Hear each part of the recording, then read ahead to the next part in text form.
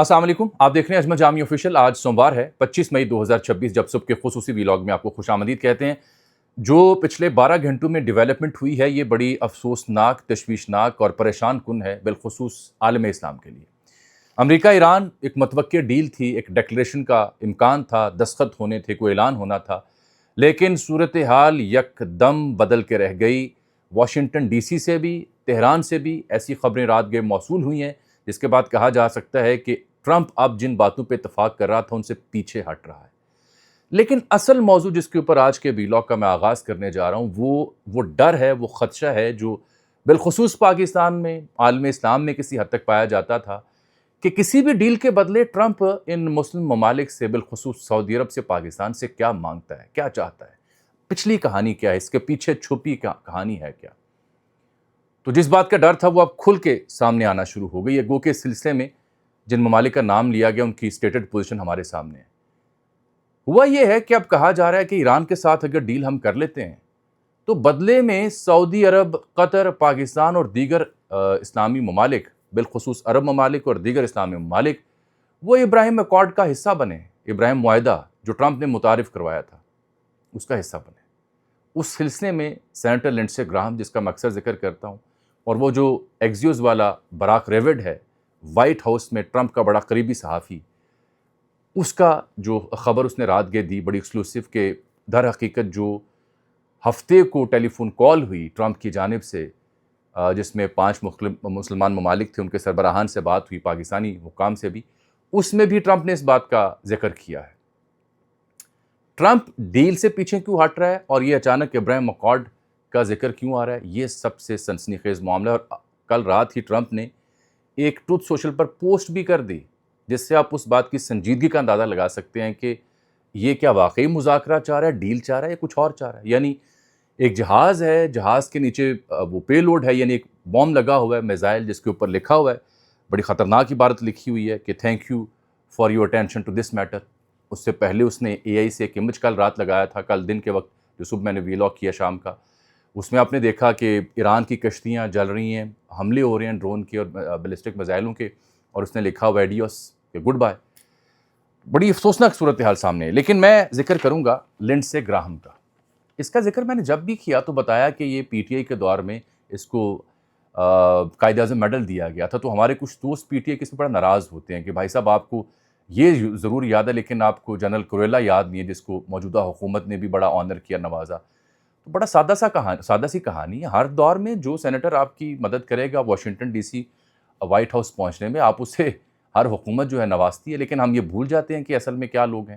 Lindsey Graham south Carolina سے اس کا تعلق ہے، 2003 سے یہ موجود ہے امریکی ایوان میں، وکیل تھا کسی زمانے میں، اور پھر ایئر فورس کا افسر بھی رہا ہے، ہارڈ لائنر ہے، مکمل طور پر اسرائیلی نواز ہے۔ یہ وہی بندہ ہے جس نے چند روز پہلے پاکستان کے اوپر چڑھائی کی تھی۔ سی بی ایس کی ایک خبر کے اوپر اس نے کہا تھا کہ نور خان ایئر بیس پہ ایرانی طیاروں کو ہم نے پناہ دی ہے تاکہ وہ بچ جائیں امریکی اسرائیلی حملوں سے۔ یہ وہ بندہ ہے۔ تو اس نے ایک جملہ لکھا، آپ کہہ سکتے ہیں اردو زبان، انگلش زبان میں، کہ یہ ہاکش ایک شخص ہے جو ایران کے بارے میں بھی ہاکش پوزیشن رکھتا ہے اور اسرائیل کے بارے میں تو کھل کے ڈھکے چھپے الفاظ کے بغیر اپنی پوزیشن رکھتا ہے۔ اس نے کہا اگر یہ معاہدہ ہو جاتا ہے ایران کے ساتھ امریکہ کا، اس نے ٹرمپ کو داد دی، حالانکہ ٹرمپ کو کچھ عرصے سے یہ رگڑ رہا تھا۔ وہ کہتا ہے کہ جو ڈیل ہو رہی ہے نا، اصل میں اس کے پیچھے ابراہیم ایکارڈ ہے، اور اسے لگتا ہے کہ ٹرمپ بالکل ٹھیک کھیل رہا ہے۔ اگر اس معاہدے کے بعد عرب مسلم ممالک ابراہیم ایکارڈ پر دستخط کرتے ہیں تو یہ تاریخی معاہدہ ہوگا۔ Saudi Arab, Qatar, Pakistan joining the accord would be beyond transformative for the region and world. اس دنیا کے لیے، اس خطے کے لیے، اس ریجن کے لیے، اگر سعودی عرب، قطر اور پاکستان اس کو دستخط کرتے ہیں، اس کو جوائن کرتے ہیں، تو یہ تو کمال ہو جائے گا۔ It is brilliant move by Trump. وہ خبر دے رہا ہے کہ ٹرمپ نے بڑی شاندار موو چلی ہے، ایران کے ساتھ معاہدے کے چکر میں ان ممالک کے اوپر دباؤ ہے کہ وہ ابراہیم ایکارڈ پہ دستخط کریں۔ یہ بات اس کا انکشاف وہ کر رہا ہے، جس کا ثبوت پھر براک ریوڈ کی اس رپورٹ میں ہے، جس کا میں ذکر کرنے جا رہا ہوں آگے جا کے۔ اس لیے میں کہہ رہا ہوں تشویشناک صورتحال ہے۔ وہ کہتا ہے سعودی عرب اور دیگر ممالک کے لیے یہ بڑا آئیڈیل وقت ہے کہ وہ اس بات پہ اتفاق کر لیں، اور ٹرمپ کو کہتا ہے کہ stick to your guns in getting a good deal, ضد کریں کہ بدلے میں ہم ابراہیم ایکارڈ پر ان ممالک کے دستخط کروائیں۔ وہ بلی تھیلے سے باہر آ گئی۔ یہ صاحب جس چیز کا ذکر کر رہے ہیں یہ ٹرمپ کے پہلے دور میں متعارف ہوا تھا، ابراہم اکارڈ 2020 میں، اور تب آپ کو یاد ہے یو اے نے اس پہ دستخط کیے تھے، بحرین نے بھی کیے تھے، سوڈان بھی حصہ بننے کی خواہش کر رہا تھا، مراکش بھی۔ ٹرمپ نے یہ متعارف کروایا تھا 2020 میں، جس میں سفارتی تعلقات قائم کرنے تھے، ایک دوسرے کو ماننا تھا، دیگر معاملات بھی اس میں طے ہونے تھے۔ مصر اور اردن اس معاہدے سے پہلے ہی اسرائیل کے ساتھ سفارتی تعلقات رکھتے ہیں اور ترکیہ بھی رکھتا ہے۔ اب جب اس نے یہ بات کی تو اس کے بعد آ جاتی ہے باری کہ پھر اس کا ثبوت کیا ہے۔ ثبوت یہ ہے کہ براک ریوڈ نے کل رات ایک خبر دی ایکزیوس کے اوپر، اس کو میں نے دیکھا۔ وہ کہتا ہے Trump asked Muslim leaders to sign peace deal with Israel after Iran war. Iran جنگ کے بعد ٹرمپ نے اصل میں مسلمان ممالک کے رہنماؤں کو یہ کہا ہے کہ وہ اسرائیل کے ساتھ ایک ڈیل کریں، امن کی ڈیل کریں، جس کا حوالہ لنڈسے گراہم دے رہا ہے کہ وہ ابراہم اکارڈ کی بات کر رہا ہے۔ یہ اس نے ایک اور جملہ بھی لکھا، Trump is aiming mostly at a historic Saudi Israel peace agreement, اس کے اوپر بھی اس کی توجہ ہے۔ الجزیرہ کے ایک صحافی ہیں جن کا نام ہے شائل بن افراہیم، انہوں نے رات گئے اس بات کی تصدیق کی کہ ٹرمپ اب اندرونی دباؤ کی وجہ سے اور بالخصوص اسرائیلی دباؤ کی وجہ سے جن معاملات کے اوپر ایران سے اتفاق کر چکا تھا اس سے پیچھے ہٹ رہا ہے۔ لیکن کمنگ بیک ٹو براک ریوڈ کی سٹوری، جو کہہ رہا ہے کہ جی مسلمان ممالک کے اوپر دباؤ ہے کہ وہ اس ڈیل کو ابراہم اکارڈ کے اوپر دستخط کرے، اس پہ میں نے دیکھا کہ پوزیشن ہے کیا۔ ایک صاحب ہیں جن کا نام ہے عبدالسلام صالح، ریاض سے یہ کامنٹیٹر ہیں، تجزیہ کار ہیں، انہوں نے دراصل ان آفیشلی ریاض کا موقف پیش کیا۔ انہوں نے لنڈسے گراہم کے اوپر ٹویٹ کیا اور جواب دیا کہ میں ریاض کے دل سے بات کر رہا ہوں اور بالکل سفارتی یہ میرا زبان و بیان نہیں ہے، غور سے میری بات پڑھو، یہ اس دارالحکومت کی آواز ہے جس کو کسی سے جرأت کا درس لینے کی ضرورت نہیں۔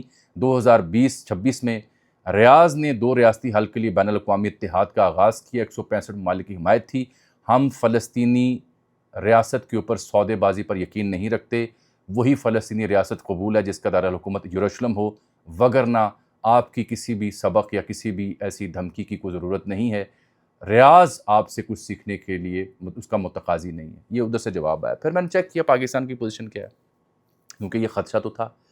دیکھیے بڑی واضح سی صورتحال ہے، بالکل یہ دباؤ آنا تھا اور آئے گا آنے والے دنوں میں کہ اب ایران جنگ جب بھی اس کا معاہدہ ہوتا ہے کہ اب یہ کام کریں، کیونکہ اسرائیل کو سیکیورٹی چاہیے۔ اس کا ثبوت بھی دیتا ہوں کہ نیتن یاہو نے خود اعتراف کیا کہ میری ٹرمپ سے بڑی تفصیلی گفتگو ہوئی اور اس نے کیا باتیں کی وہ بتاتا ہوں۔ وہ ایشورنس چاہ رہا ہے، سیکیورٹی چاہ رہا ہے اپنی۔ لیکن پاکستان کسی بھی صورت جب تک سعودی عرب اور دیگر ممالک کھڑے ہیں کسی بھی صورت اس معاملے میں پیش رفت نہیں کر سکتا۔ اور تو اور آپ دیکھ لیں کل رات بنگلہ دیش سے بڑی اہم خبر آئی کہ شیخ حسینہ واجد کی جو حکومت تھی 2021 یا 22 میں غالباً، اس بی بی نے جب سے بنگلہ دیش علیحدہ ہوا تو ان کے پاسپورٹ پر بھی لکھا ہوتا تھا کہ یہ پاسپورٹ کارآمد ہے سوائے اسرائیل کے۔ تو اس بی بی نے شیخ حسینہ واجد نے یہ لفظ ختم کر دیا تھا۔ تو دوبارہ جب سے یہ نئے وہاں پہ حکومت بنی، انہوں نے ان کے وزیر داخلہ صلاح الدین احمد، انہوں نے تصدیق بھی کی، خبر بھی وائرل ہوئی کہ دوبارہ سے ان کے پاسپورٹ کے اوپر لکھا جائے گا کہ یہ پاسپورٹ تمام ممالک کے لیے کارآمد ہے سوائے اسرائیل کے۔ وہ اپنے سفارتی پاسپورٹ پر پہلے سے یہ فیصلہ کر چکے ہوئے ہیں۔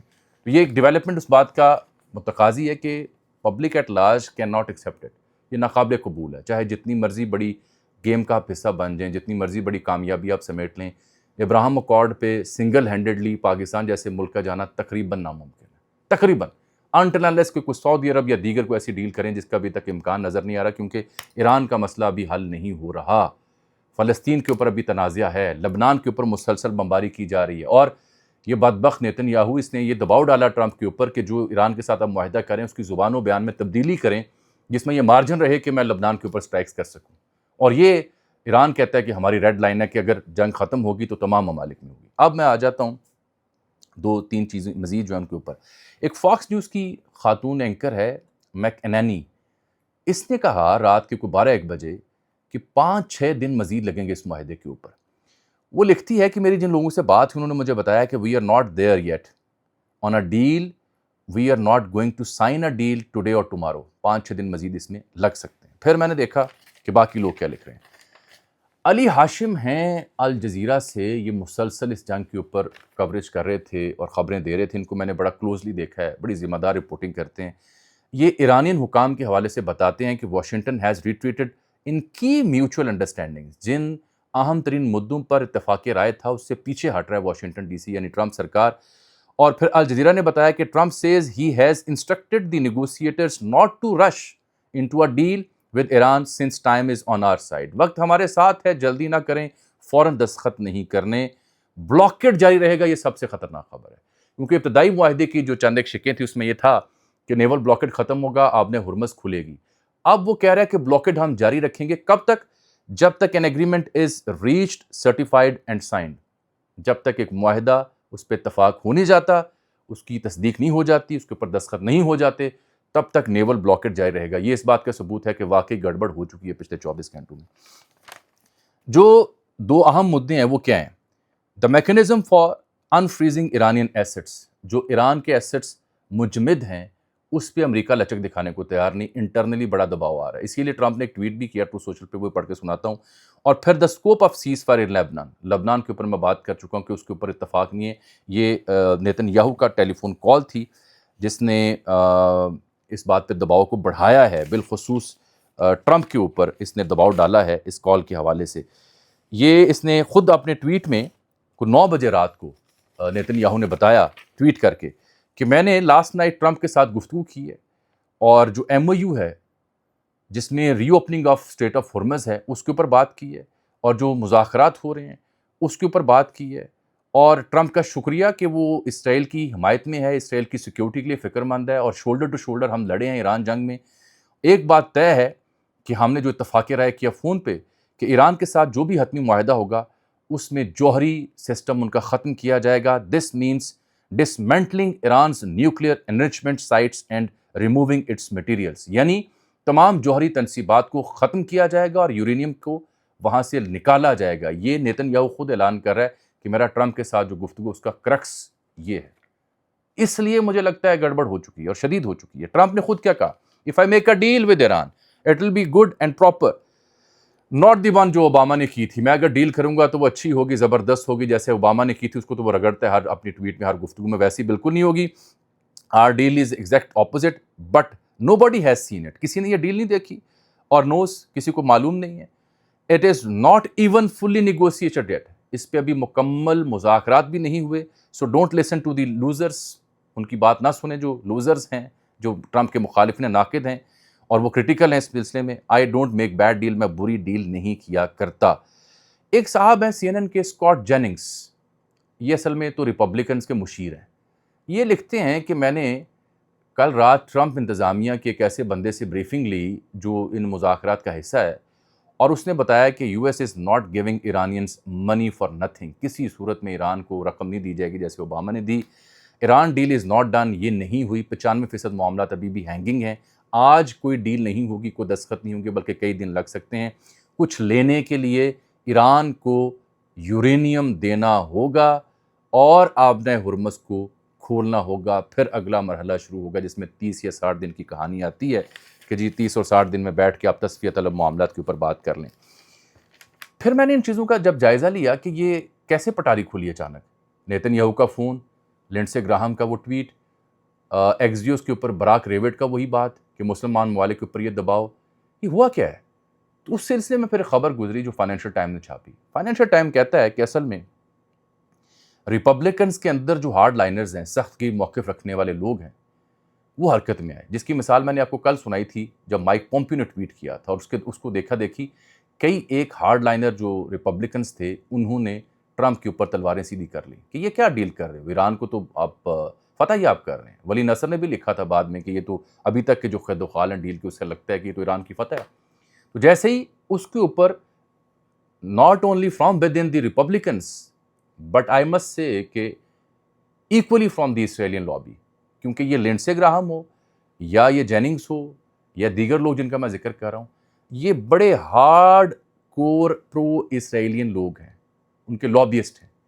ڈیپ ڈاؤن امریکی اسٹیٹ میں اسرائیلی نقوش ہیں. میڈیا کے اوپر ان کے اثر و رسوخ ہے. CBS ہو، فاکس ہو، یہ کوئی کہنے کی یا ڈھکی چھپی باتیں نہیں ہیں. فرق یہ پڑا ہے کہ ڈیجیٹل ایج میں چیزیں ایکسپوز ہوئیں، اور ایکسپوز ہونے کے بعد جو پرانے دور میں جیسے یہ لابیسٹ اسرائیل کے لیے کام کرتے تھے اس کام کاج میں فرق آیا. ان کو پبلک پوسچرنگ بدلنی پڑی، عوامی سینٹیمنٹ کا خیال رکھنا پڑا. اس لیے ٹرمپ کے اوپر تنقید بھی کی، کبھی جنگ کے اوپر، کبھی ووٹنگ میں بھی حصہ نہ لیا. اندر سے جو لوگ اس لابی کا حصہ ہیں وہ اب کھل کے بول رہے ہیں. فائنینشیل ٹائم نے خبر یہ دی کہ ریپبلکنز نے بہت دباؤ ڈالا ٹرمپ کو، بلکہ دھمکی دی، وارن کیا، گیونگ اپ ٹو مچ ان ایران اسٹاک، کہ تم ایران کے معاملات میں بہت زیادہ رعایت دے رہے ہو، یہ غلط ہے، ایسا نہیں ہونا چاہیے۔ جب یہ خبر آئی تو پھر میں نے دو مدعوں کو جب اکٹھا کیا تو معلوم ہو گیا کہ گڑبڑ یہاں پہ ہے اور معاملہ خراب ہونے کی جانب جا رہا ہے۔ یہاں جو ایران کی اب تازہ پوزیشن ہے وہ بڑی واضح اور کھلی ہے۔ ان کا پہلا شکوہ یہ ہے کہ جن باتوں پہ اتفاق کیا ٹرمپ نے اس سے پیچھے ہٹ رہا ہے۔ دوسرا یہ ہے کہ ہم کسی بھی صورت اپنے قومی وقار پر سمجھوتا نہیں کریں گے۔ اس پوزیشن کو لے کر کے اب وہ نیشنل سیکیورٹی کونسل اور پھر جو ان کے سپریم لیڈر ہیں اس کی تائید کے منتظر ہیں۔ لیکن فی الحال جو پچھلے 24 سے 48 گھنٹوں میں منظرنامہ بنا تھا کہ شاید ایک دو دنوں میں کوئی ڈیکلریشن، کوئی اعلان سامنے آ جائے گا، اس کی امید اب دم توڑتی دکھائی دے رہی ہے۔ 5 جون کے بارے میں میری توقع تھی کہ شاید دوسرا راؤنڈ ہو اور اس سے پہلے اسلام آباد اکارڈ نامی کو شاید سامنے آئے، لیکن اب یہ جو بلی تھیلے سے باہر آئی ہے، لینڈسے گراہم والی، ابراہم اکارڈ میں آئے آپ ایران سے ڈیل کے بعد، اس سے مجھے لگتا ہے کہ اسرائیل کبھی نہیں چاہتا کہ کسی صورت بھی یہ ایسی کوئی ڈیل ہو۔ یہ سارے سپوائلرز اسی لیے وقت سے پہلے باہر نکالے جا رہے ہیں۔ وجوہات دو ہوتی ہیں، ایک تو عوام الناس کی ذہن سازی کرنا، ان کے ذہن میں شکوک و شبہات پیدا کرنا، اور جتنے بھی فریق اس میں جڑے ہوئے ہیں ان کو متنفر کرنا، ان کو روکنا کہ اس جانب آپ جائیں گے تو آگے یہ ہوگا، تو تیاری پکڑو۔ I think well calculated move ہے، انتہائی یہ شیطانی سوچ کے ساتھ اس نکتے کو، اس مدعے کو منظر پر لایا گیا ہے۔ ٹائمنگ اس کی چیک کیجئے کیا ہے۔ یہ بات رہ گئی کہ کس نے ابراہم اکارڈ میں سائن کرنا یا نہیں کرنا۔ اس وقت اس مدعے کو سامنے لے کے آنے کو سمجھیں کہ اس میں باریکی کیا پنہا ہے۔ مجھے اجازت دیجیے، اللہ حافظ۔